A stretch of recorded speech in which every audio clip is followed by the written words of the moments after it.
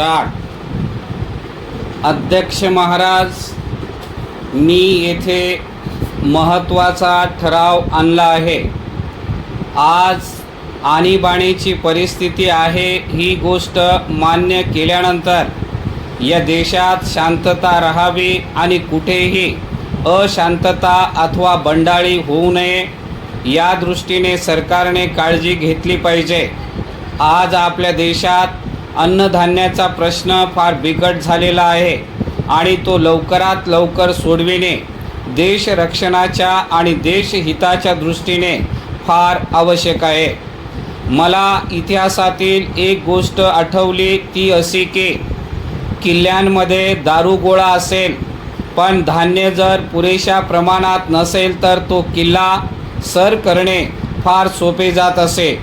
निसर्ग नियमाप्रमाणे प्रत्येक माणसाला किंवा प्राणीमात्राला भूक लागतेच आणि भुकेची जर सोय केली गेली नाही तर त्या देशावर मोठी आपत्ती येते व देशामध्ये अशांतता निर्माण होते। ही गोष्ट लक्षात घेतली पाहिजे। आजच्या आणीबाणीच्या परिस्थितीत आपल्याला अन्नधान्याचे उत्पादन वाढवणे फार आवश्यक आहे। त्यासाठी सरकारने अनेक योजना आखल्या आहेत।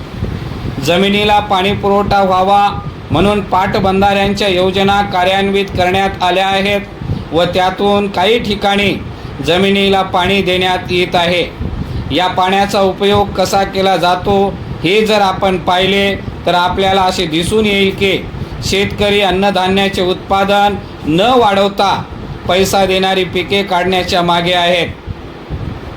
पैसा जास्त मिळतो म्हणून पैसा देणाऱ्या पिकांचे उत्पादन वाढविण्यावर शेतकऱ्यांकडून भर देण्यात येत आहे। पाटबंधाऱ्यांच्या पाण्याचा उपयोग करून अन्नधान्याचे उत्पादन वाढवणारे शेतकरी मात्र दिसत नाहीत। ही भयावह स्थिती आहे। अन्नधान्याच्या संदर्भात जर आपण कोकण विभागाचा विचार केला तर कोकणात प्रथमपासूनच अन्नधान्य कमी पिकते। कोकणात पाऊस भरपूर पडतो परंतु बहुतेक सर्व पाणी वाहून जाते। या पाण्याचा जर उपयोग करून घेतला तर कोकणातील जमिनीला मोठ्या प्रमाणावर पाणी देण्याची सोय होऊ शकेल। कोकण विभागात जी निरनिराळी वीज निर्मिती केंद्र आहेत त्यांच्या सांडपाण्याचा जर उपयोग करून घेता आला तर भाताची वर्षातून 2 पिके येथे काढता येतील व भाताचे उत्पादन मोठ्या प्रमाणावर वाढू शकेल। हे जे सांडपाणी आज समुद्रात वाहून जात आहे त्याचा शेतीच्या दृष्टीने चांगला उपयोग होऊ शकेल। दुसरी गोष्ट सांगावयाची म्हणजे आज रत्नागिरी जिल्ह्यात सरकारतर्फे जो अन्नधान्याचा पुरवठा करण्यात येत आहे तो फार अपुरा आहे। जर माणसी 8 किलो धान्य या जिल्ह्यातील लोकांना देण्यात येते अर्थात ते धान्य देखील रत्नागिरी जिल्ह्यात पिकत नाही, बाहेरून ते आणावे लागते।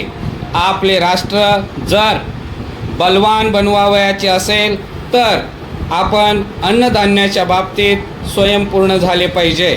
त्यासाठी कोणती कारवाई शासन करणार आहे